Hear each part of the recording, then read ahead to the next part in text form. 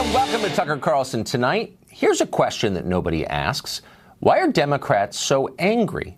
Just days from now, the Democratic Party is likely to retake the House of Representatives, and with it, meaningful political power. Nearly every poll predicts that will happen. We'll see. But Democrats ought to be cheerful and confident. Instead, they look like this. You are supporting Nazis. Do you understand that? Communism? Yeah, I am. Way more people Don't pour your coffee on me. You, I will. than the Nazis. But do you understand that fascism is here? What is wrong Y'all with understand you? that Nazis are here? with- I hope y'all realize that you are normalizing and enabling Nazis. And you can film me. I don't give a Do you really care? Yeah. Do you? Here, have a jacket. Yeah. I don't know. It's I have a jacket.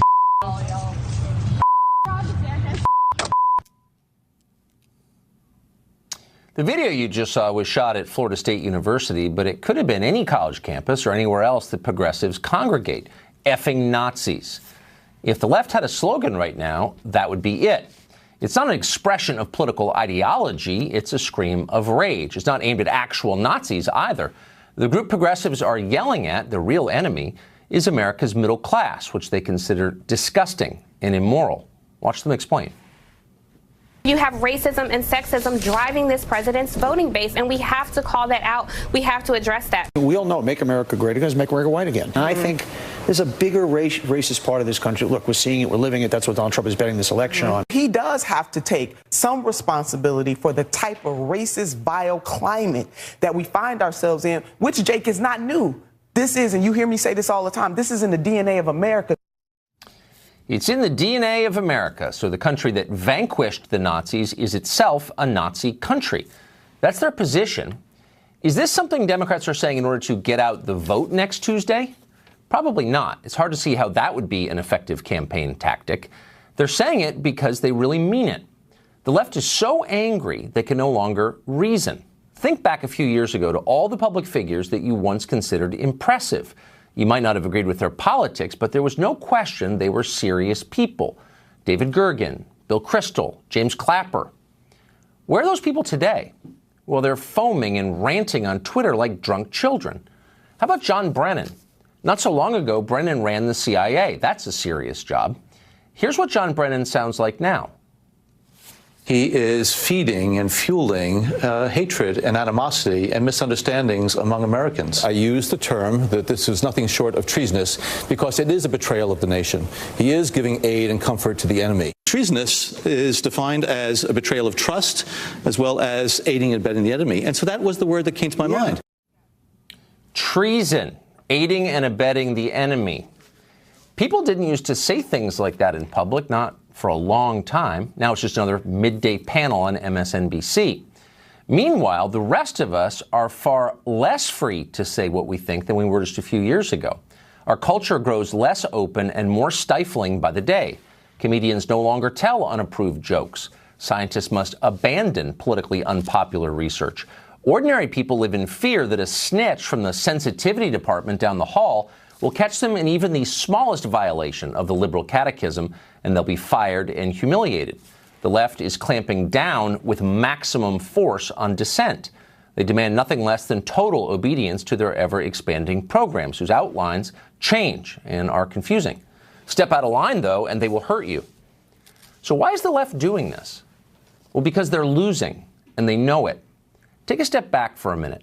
Is humorless political correctness the hallmark of self-confidence? No, it's just the opposite. Victorious armies don't behave like this. Crumbling regimes do. This is how you act when you feel your power slipping away. Democrats will likely win the election on Tuesday. They may win the next election, too. Ultimately, it doesn't really matter because their program is over. It doesn't work. Voters are rejecting their ideas, and they're doing it around the world. In country after country, globalism and cultural liberalism are dying. If you watch CNN, you might conclude that America is somehow an international pariah for having a president who calls himself a nationalist. But if anything, Trump is just one among many. How many major democracies still have governments even close to as liberal as the American Democratic Party? Almost none of them. It's all moving in the opposite direction, and it's moving at high speed. Voters everywhere want their leaders to care about and protect them. The globalist left can never deliver on that. because they cannot acknowledge that the concerns of one country might outweigh those of any other country. It would be as if your parents loved the neighbor's kids as much as they loved you, maybe more. You would hate that. Voters hate that. That's why, as long as democracy is allowed, the globalist left is doomed. Progressives know that. They can smell it, and it terrifies them. So they crack down on the population. In the end, that will not work. You can't bully and harangue your own people forever. There is a limit, and we are reaching that limit. Keep this in mind as you watch the election returns on Tuesday night. What we're seeing is not the ascendance of the modern Democratic platform, but its death throes. Chris Hahn is a progressive radio host and the former aide to Senator Chuck Schumer, and he joins us tonight. Chris, thanks a lot for coming on. So I don't know what's going to happen on Tuesday. Willing to believe Democrats are going to win. Looks like they are. But I wonder what you make of what's happening in the rest of the world, all around the world, in almost every major democracy. Left-wing globalism is being rejected, sometimes severely. It just happened in Brazil, in the Philippines, happened in the UK, it happened in Italy. It's happening everywhere. Why do you think that's happening? Is it the racism of voters, or is there another reason? Seriously.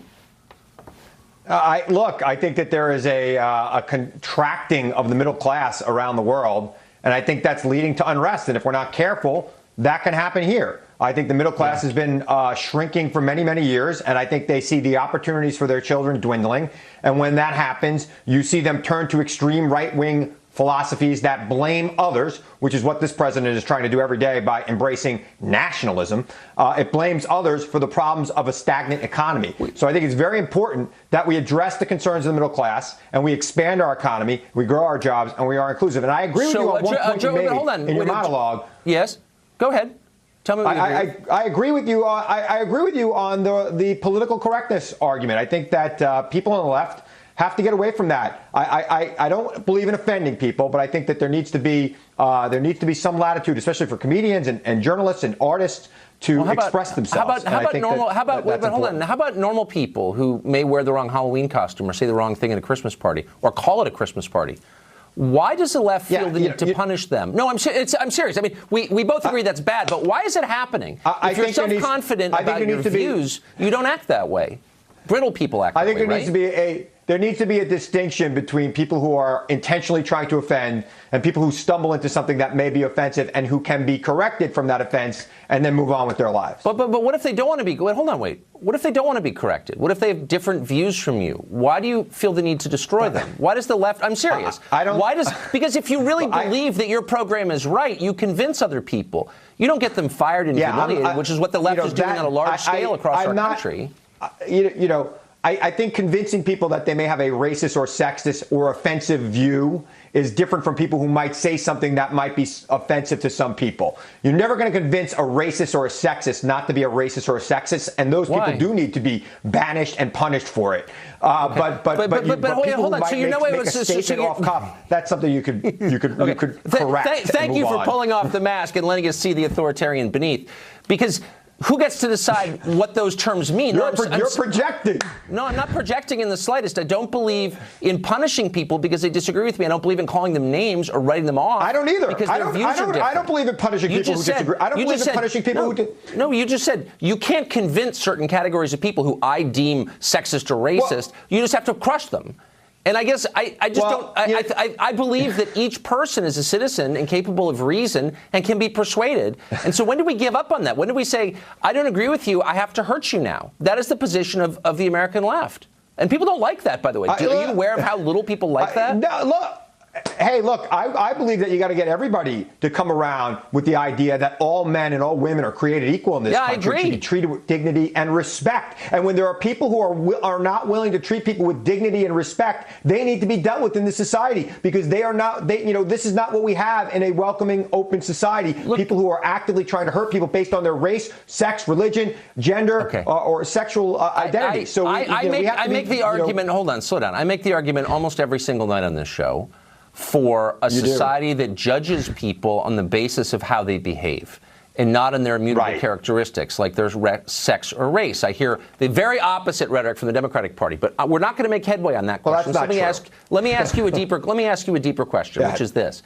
Sure. Can a Democrat, an elected Democrat, look into the camera and say, I side with American citizens over everyone else? American citizens' concerns are more important, are more important than the concerns of any other citizens around the world. And when their interests conflict with the interests of other citizens, I'm taking America's side. I don't think they can say that. I think they can. I don't think they need to use the word nationalism, which now has a negative connotation. And just like in Mean Girls, trying to make fetch a thing, this guy is trying to make nationalism a thing. And white nationalists know what he means when he says nationalism, and that's all that really matters in America. No, it's not actually what really matters in America. Most Americans are not bigots. Not even a dog whistle. It's a bullhorn when he says it. Please stop with the stupid talking points. I'm an adult. Treat me as one. It's true. Most Americans are not bigots, as you know. I want you to speak slowly so I can understand what's wrong with the idea that you would put your country before other countries. If you're running the country, just like if you're running a family, you put your kids before your neighbor's kids. Why is nationalism as an idea, and don't hit me with the racist nonsense, I'm serious. What's wrong with that idea? Get a thesaurus and call it patriotism. You don't have to use the word nationalism, which has been it's been co-opted by the far right extremists and mostly for racial purposes. There are other words. This is not MSNBC. I want to have a real conversation. What's wrong with the idea? Sure. Tell me why the idea is wrong. Why is it wrong to say, I am loyal to my nation that I lead? I'm elected to run this country. Nothing wrong with 320 million people. Okay. Nothing wrong but with if I call it nationalist, in fact, then Don Lemon doesn't like it, and I have to not call it that. Is that what you're like? What is the argument you're making? I don't understand.